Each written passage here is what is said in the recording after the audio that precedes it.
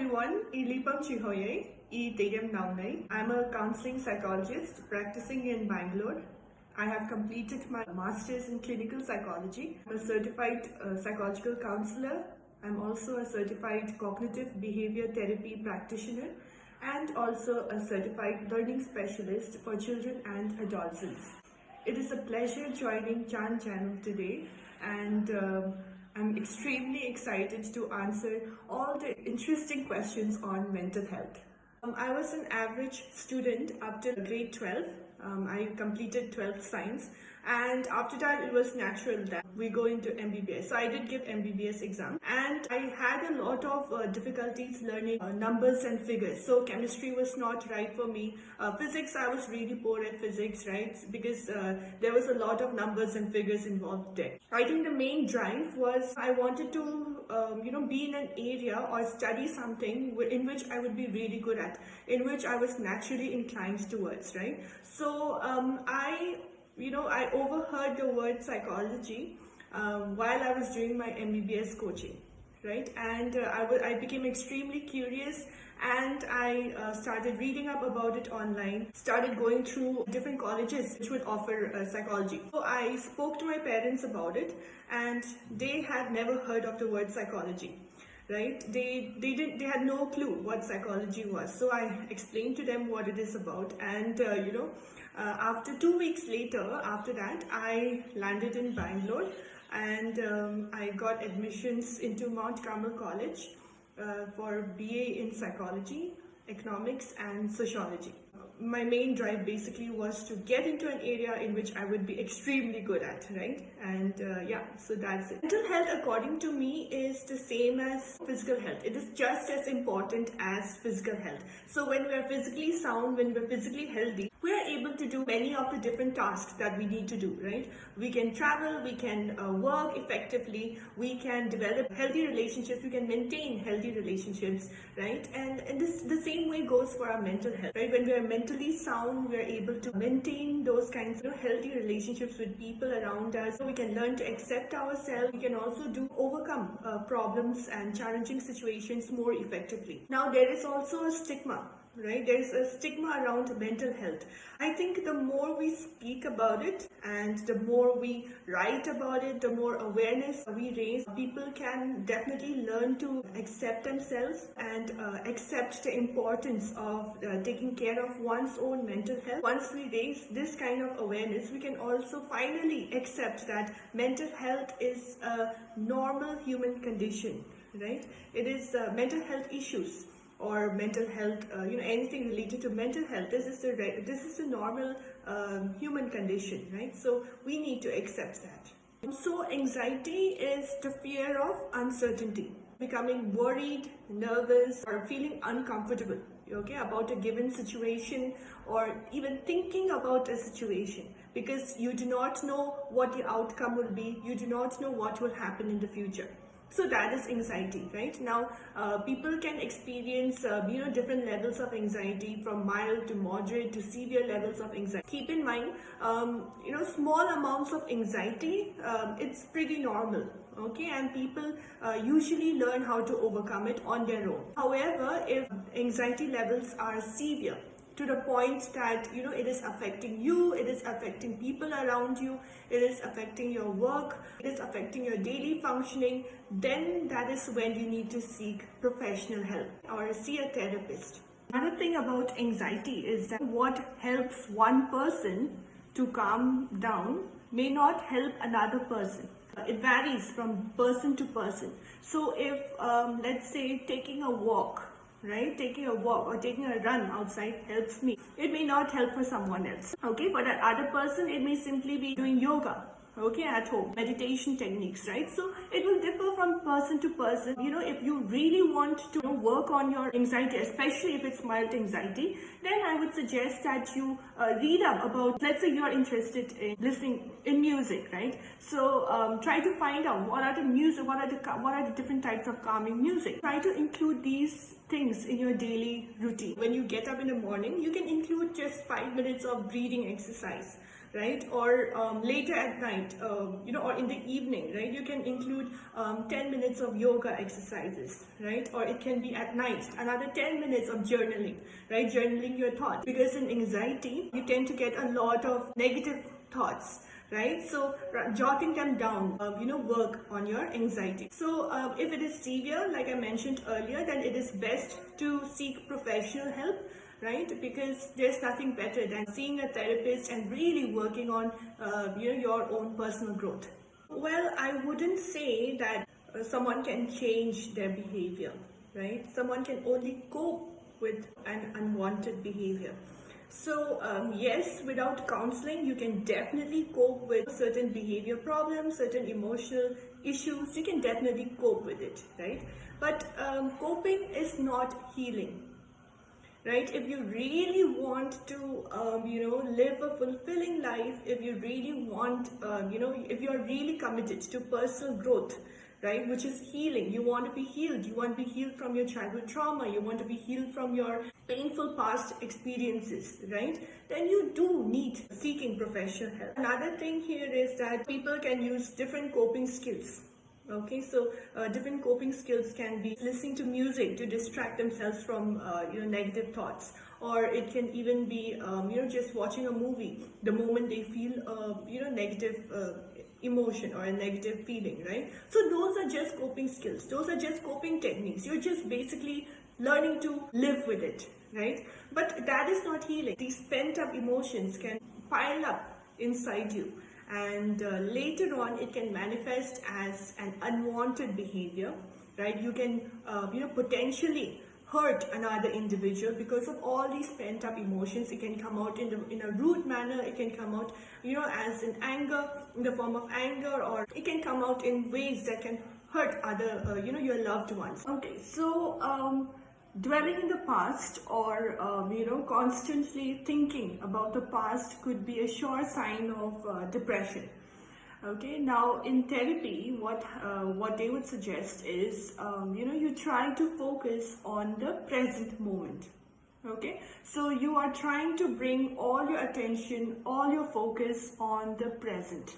Whatever task you're going to do, what you're going to eat. Okay, so let's say even if you're eating something, right, you're trying to and experience the taste of it, how it feels in your mouth, how it smells. So bringing your entire focus into the present moment. Okay, so it can be as simple as are there any task that needs to be done, is there someone that you need to speak to? So even when you're speaking to someone, you're bringing all your attention, your focus into the conversation. It's basically trying to enjoy, trying to experience, trying to grab the present moment to the fullest. Okay, so the more you do it, the more you practice it, the more it'll benefit you. The thing about depression is that, right, you experience a past traumatic experience, okay, and you keep going back to it. You keep going back to that bad experience that you had in the past, and you keep thinking about it. It can affect your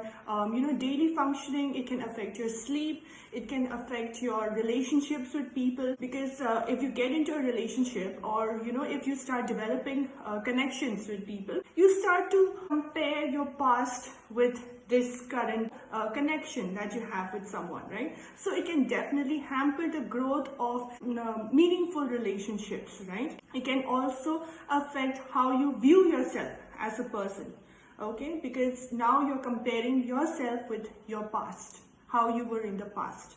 Okay, so if you were unable to overcome something in the past, you start to think that, okay, maybe I cannot, maybe I don't have it in me. Okay, so these sort of negative thinking can creep up, right? So if you experience, right, such signs of always living in the past and not being able to get over it, try to live in the present moment.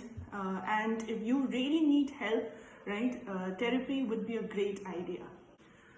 So rejection can be one of the most painful emotional experiences. It can be being rejected by peers in school. It can be being rejected by your friends in college. It can be rejected, from college admissions, or it can be being rejected in a job interview, and also it can also be being rejected, in relationships, right? So it can be a very painful experience, especially because we wanted to be accepted and we wanted to build a connection, with those people, right? So being rejected can definitely lead to, very serious mental health issues like depression, anxiety disorders, mood disorders, can lead to addiction. So it is a very serious emotional experience. One way to deal with rejection, right, my suggestion would be to accept yourself just the way you are. Okay, so this is something you have to learn to do it on your own. Okay, so what you're going to do is you're going to treat yourself exactly how you would treat someone you love. Okay, so you're going to love yourself, you're going to accept yourself exactly the way you are, okay, with all the flaws and all. Okay, so this will help you to build and maintain, meaningful relationships with people. Okay, so this is one suggestion that I could give. Okay, so when a person experiences failure, right, the person is forced to choose between two options. Okay, so the first option is whether you want to continue growing, or and the option number 2 is whether you want to continue failing or remain stagnant and do nothing about it. So if you have chosen option number 1, which is to continue growing, then you put in the effort, right? You put in the effort to continue, your journey to achieve your goals. Next, what do? You try and identify your goals. What you want most, in your career field, in your relationships, or in your academic field, or it can even be a personal goal. You also try and identify your strengths.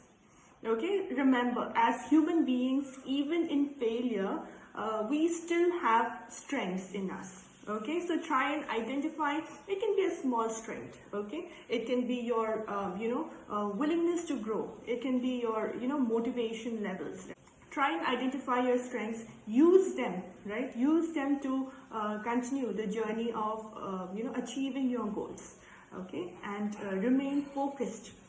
Okay, so to overcome failure, one important thing that you need to keep in mind is to remain focused on your goals. Okay, so students from back home, they come to big cities, they get admissions into big colleges, right, in hopes of getting better education, in hopes of getting better career options, and many other reasons, right? But we must also keep in mind that this student life, this period, college life, or the student life, is a very vulnerable period.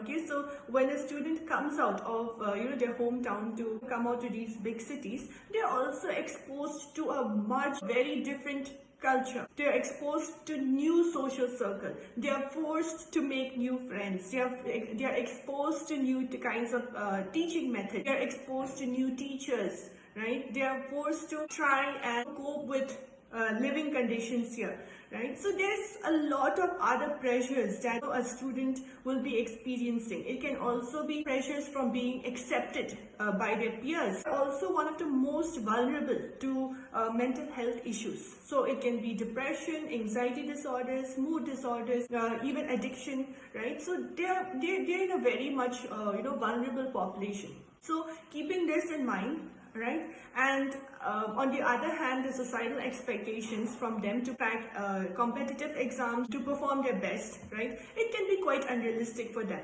right? And we need to also understand that these kinds of societal expectations can be extremely harmful to the society and also to the students. Another thing is that every student is unique.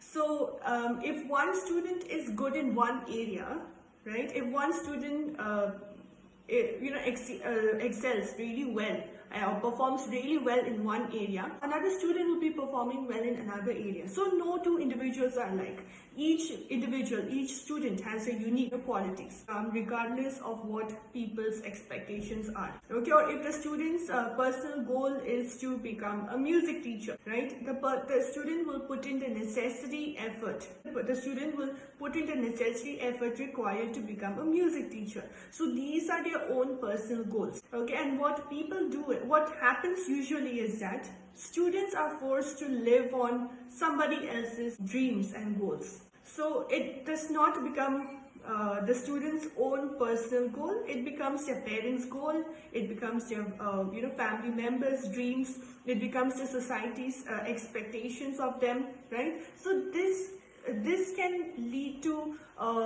the so-called dreams eventually failing. Okay, and usually if it is one's own personal goal, then it becomes inevitable that the person is going to achieve it because it's a personal goal. So if it's a personal goal, you put in the effort, you put in the time, you put in your energy into achieving that goal. If it is somebody else's dreams, right? If you're living somebody else's, if you're working towards somebody else's perception of your dream, then it's bound to fail because it is not yours, right? So there are a lot of factors involved in this. Being studious or being nerdy, right, a bookworm, does not necessarily mean that you are on the right track.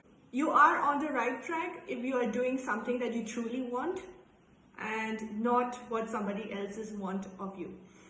Okay, and coming to addiction, addiction, whether it is drug addiction, whether it is alcoholism, it all stems from various factors. So it can be very difficult, painful childhood trauma, it can be peer pressure, it can be, as you said, poor parenting. There are a lot of factors involved. Now the main, reason why people become addicted to drugs, to alcohol, or in some instances even sugar addiction, sorts of addiction, is to avoid experiencing those difficult, harsh emotions. Okay, so if you have had a painful past, right, those emotions tend to come back repeatedly. So what a person does is a person will use drugs as a coping mechanism. A person will use alcohol, right, to avoid experiencing these difficult emotions. So this is how addiction happens. The only way to overcome addiction is through therapy. Okay, so without therapy, the person is it'll be extremely difficult for the person to overcome addiction without therapy. Even therapy for addiction is extremely difficult and it can be a very slow process because addiction also involves relapse. Okay, in addiction therapy, there is a condition called relapse where a person shows improvement for a certain period and the person relapses, which is the person goes back to taking drugs and alcohol. So it's a very extremely slow recovery process for addiction. Okay, and yes, a person can restart a career after addiction, but again, it requires a lot of personal motivation. It requires a lot of willingness to grow, willingness to be free from the addiction. Because what happens is that with addiction, it will affect your daily functioning. It will affect your relationships, it will affect your work, it will affect your career goals, it will affect, basically every aspect of your living. It can also coexist with depression. So you can have both depression and addiction together. You can have anxiety and addiction together. So these are called drug-induced depression or drug-induced anxiety. So addiction is such that it can create a lot of problems for you. So restarting a career will be extremely difficult because in career, at your workplace, in your career, you require your 100%. You require your effort, your time, your energy, right, in order to go up the career ladder.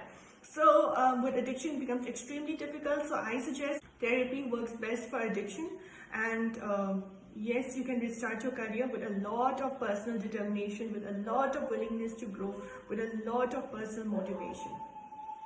So my message to the viewers is that mental health is just as important as your physical health. And there is also a lot of stigma around mental health, and the more you speak about it, the more you ask questions about it, the more you write about it, the more awareness you create, the more you're going to help people. And another message is that we tend to ask a lot of questions, and we tend to always try to find out how do we overcome a certain mental health issue, or how do we cope with certain mental illness. But we rarely try to find out how do we help someone who is suffering, how do we approach someone in need of help, how do we care for our loved one who is clearly struggling with an issue, with a problem, right? So it is very, very important that we try and be kind, to our loved ones who are struggling, and also, they may not speak up about it, right? People with depression, people with anxiety, it becomes extremely difficult for them to even address what they are going through, because they're confused. They won't have the words, right? Or sometimes they fear that they'll be judged, right? So there's a lot of things going on in their minds that, okay, this is not the right person, I'm not supposed to speak up. So I suggest that, let us all be kind, let us all be open to listening, provide positive attention to your loved ones when they are hurting, when they're in need. Be a listening person, right? Be sure that, you are there for them. You never know what the other person is going through, so be kind. It was extremely fun for me to answer all these questions, and I had a really great time. If you want to reach out to me, please feel free to connect with me. And yeah, thank you.